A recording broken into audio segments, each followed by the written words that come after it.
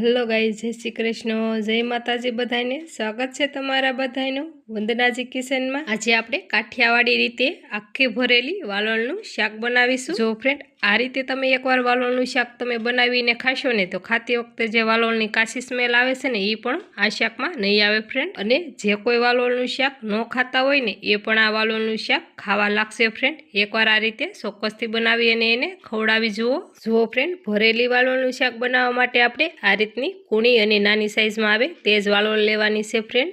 અને આ રીતની જે દાણાવાળી મોટી વાલોળ આવે છે ફ્રેન્ડ એ નથી લેવાની. મોટી વાલોળ દાણાવાળી હોય, એમાં દાણા હોય એટલે આપણે એમાં મસાલો સરખો નહીં ભરી શકીએ ફ્રેન્ડ.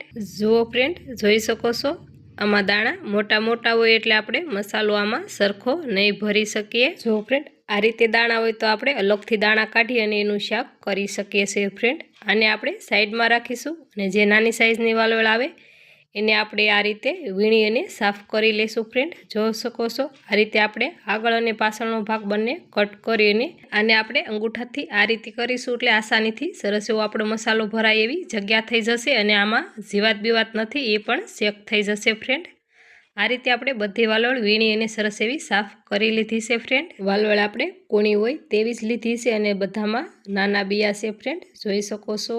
આને આપણે સાઈડમાં રાખી અને વાલોળમાં ભરવાનો મસાલો તૈયાર કરીશું ફ્રેન્ડ. મસાલો બનાવવા માટે આપણે એક મોટું બાઉલ લઈ લેશું ફ્રેન્ડ. આ રીતનું ઊંડું અને પોળું બાઉલ લેવાનું રહેશે ફ્રેન્ડ. અહીંયા આપણે ભાવનગરી ગાંઠિયા લીધા છે ફ્રેન્ડ. એને આપણે ખાવણીમાં ખાંડી અને આ રીતનો આપણે દરદરો એવો પાવડર બનાવી લીધો છે ફ્રેન્ડ, જોઈ શકો છો. બધો ગાંઠિયાનો ભૂકો આપણે બાઉલમાં એડ કરી દેશું. તમારે ગાંઠિયાનો ભૂકો ન લેવો હોય તો તમે આ જગ્યાએ શેકેલો ચણાનો લોટ પણ લઈ શકો છો ફ્રેન્ડ. જેટલો આપણે ગાંઠિયાનો ભૂકો લીધો છે એટલો જ આપણે અહીંયા સવાણાનો ભૂકો લીધો છે. સવાણાને પણ આપણે ખાવણીમાં ખાંડી અને આ રીતે ભૂકો કરી લીધો તો એ એડ કરી દેશું ફ્રેન્ડ. એ જ રીતે આપણે માંડવીનો ભૂકો કરી લીધો તો એ એડ કરીશું. સ્વાદ પ્રમાણે મીઠું એડ કરીશું. અડધી ચમચી ભરી અને હળદર એડ કરીશું. અડધી ચમચી ભરી અને ગરમ મસાલો એડ કરીશું. 1 ચમચી ભરી અને આપણે ખાંડેલી ચટણી લીધી છે જે લસણવાળી તે એડ કરીશું. 1 ચમચી ભરી અને આપણે ધાણા જીરું પાવડર લીધો છે એ એડ કરીશું. મસાલો ખાટો મીઠો બનાવવા માટે આપણે અડધું ફાડું લીંબુનો રસ એડ કરીશું. લીંબુની જગ્યાએ તમારે આમચૂર પાવડર એડ કરવો હોય તો પણ ફ્રેન્ડ તમે આમચૂર પાવડર એડ કરી શકો છો. બધા મસાલાનું બેલેન્સ બનાવવા માટે આપણે અહીંયા દળેલી ખાંડનો પાવડર એડ કરીશું ફ્રેન્ડ. અહીંયા આપણે આખી ખાંડ એડ કરીશું તો ખાતી વખતે કસડ મોઢામાં ખાંડ થશે ફ્રેન્ડ. એ માટે આપણે આ રીતે પાવડર એડ કરીશું. લીલા ધાણા લીધા છે આપણે બારીક કટ કરીને એ એડ કરીશું. 1 પાવડું ભરીને આપણે તેલ લીધું છે. આમ ગણો તો 2 ચમચી તેલ લીધું છે ફ્રેન્ડ. હાથથી આપણે બધું સરસ એવું મિક્સ કરી અને મસાલો બનાવી લેશું. હજી આગળ આપણને તેલની વધારે જરૂર પડશે તો તેલ થોડું આપણે એડ કરતા જશું અને મસાલો બનાવી લેશું. મસાલો આપણો સરસ એવો બની ગયો છે. 1 પાવડા તેલની આપણે આગળ જરૂર પડી હતી. 1 પાવડું તેલ એડ કરીને આ રીતે આપણે મસાલો બનાવી લીધો છે ફ્રેન્ડ, જોઈ શકો છો. આ રીતે મુઠ્ઠી વળે તે જ રીતે આપણે મસાલો બનાવ્યો છે ફ્રેન્ડ. મુઠ્ઠીમાં બંધ આવે એ રીતનો આપણે મસાલો બનાવીશું તો આપણે સ્ટફિંગ ભરવામાં આસાની રહેશે ફ્રેન્ડ. મસાલો આપણો તૈયાર થઈ ગયો છે તો આપણે વાલોળમાં મસાલો ભરી લઈએ ફ્રેન્ડ. થોડીક વાલોળ આપણે બાઉલમાં જ લઈ લઈએ. વારે વારે આપણે એક સિંગ લેવા જશું તો મસાલો આપણો પ્લેટફોર્મ ઉપર વેરાશે ફ્રેન્ડ. આ રીતે આપણે થોડો મસાલો વાલોળમાં આપણે સરસ એવો ભરી લઈએ ફ્રેન્ડ, જોઈ શકો છો. આ રીતે આપણે મસાલો ભરવાનો રહેશે ફ્રેન્ડ. આ રીતે આપણે અંગૂઠાથી મસાલો દબાવતા જશું ફ્રેન્ડ એટલે સરસ એવો આપણો મસાલો આ રીતે ભરાઈ જશે ફ્રેન્ડ, જોઈ શકો છો. આસાનીથી વાલોળમાં સરસ એવો મસાલો આપણે ભરી લીધો છે ફ્રેન્ડ. બાકીનો વધેલો મસાલો આપણે આ રીતે નીચે બાઉલમાં લઈ લેશું ફ્રેન્ડ, જોઈ શકો છો. સરસ એવી આપણે વાલોળની સિંગમાં આપણે મસાલો ભરી લીધો છે. આ જ રીતે આપણે બધી વાલોળમાં મસાલો ભરી અને તૈયાર કરી લઈશું. બધી વાલોળમાં આપણે મસાલો ભરી અને તૈયાર કરી લીધો છે. બધો મસાલો ભરેલી વાલોળને આપણે ડાયરેક્ટ તેલમાં નથી વઘારવાની ફ્રેન્ડ. આને આપણે અલગથી ઢોકળિયામાં આપણે આને સડવા મૂકીશું ફ્રેન્ડ, જોઈ શકો છો. આપણે ઢોકળિયાની પ્લેટમાં આ રીતે આપણે તેલ લગાવી લેશું ફ્રેન્ડ. અહીંયા આપણે બધી વાલોળની સિંગો આપણે આ પ્લેટમાં ગોઠવી લેવાની છે ફ્રેન્ડ. ડીશમાં ગોઠવી છે એ રીતે આપણે વાલોળની સિંગોને નથી ગોઠવવાની ફ્રેન્ડ। આ રીતે આપણે થોડા અંતરમાં આપણે વાલોળની શીંગુને ગોઠવી લેશું ફ્રેન્ડ। જો ફ્રેન્ડ નવા આવ્યા હોય અને આમાં મારી થોડી ઘણી પણ તમને મહેનત દેખાતી હોય તો ચોક્કસથી સબસ્ક્રાઈબ કરી લેજો અને બેલ આઇકન પણ ક્લિક કરી રાખજો, એટલે કે આવનારી અવનવી રેસિપીનું સૌથી પહેલાં તમને નોટિફિકેશન મળી રહેશે ફ્રેન્ડ। બધી વાલોળની શીંગુને આપણે પ્લેટમાં ગોઠવી લીધી છે ફ્રેન્ડ। જોઈ શકો છો તમે આ રીતે આપણે વાલોળની શીંગુ ગોઠવવાની રહેશે ફ્રેન્ડ।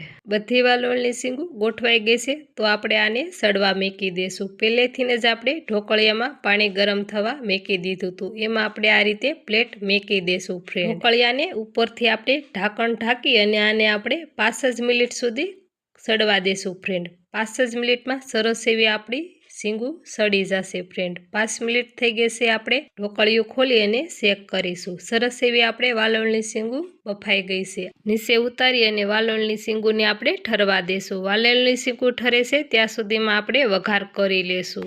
ગેસ ઓન કરી કડાઈ મૂકીશું। કડાઈમાં 2 ચમચા ભરી અને તેલ એડ કરીશું।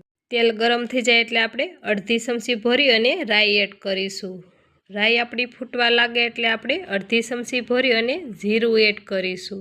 જીરું એડ કરી અને આપણે આમાં 5 ચમચી ભરી અને વઘાણી એડ કરીશું। સૂકલ ડુંગળીને આપણે મરચાં કટરમાં બારીક કટ કરી લીધી છે આ રીતે, એનાથી આપણે વઘાર કરીશું। ડુંગળીને આપણે સરસ રીતે મિક્સ કરી અને થોડીવાર સડવા દેશું।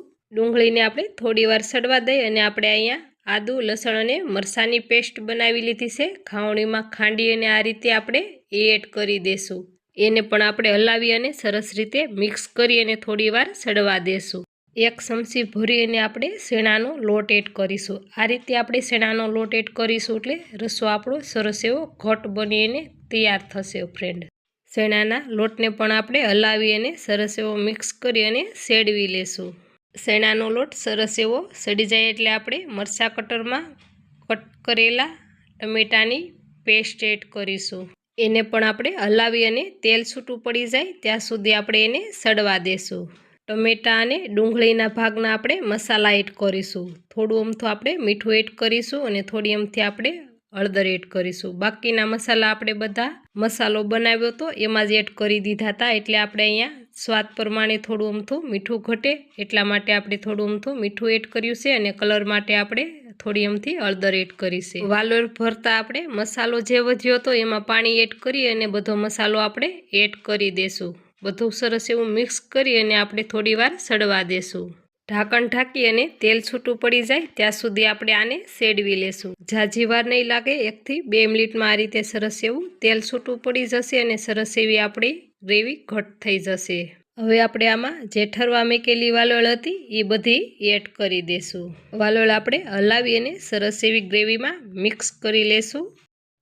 જો ફ્રેન્ડ તમારે આ રીતે કોરું મોરું શાક બનાવીને ખાવું હોય તો તમે આ રીતે ખાઈ શકો છો। અહીંયા મારે થોડું રસાવાળું શાક બનાવવું છું, તેના માટે આપણે થોડું પાણી એડ કરી અને આપણે રસો બનાવી લઈશું। સરસ એવું હલાવી અને આપણે મિક્સ કરી લઈશું।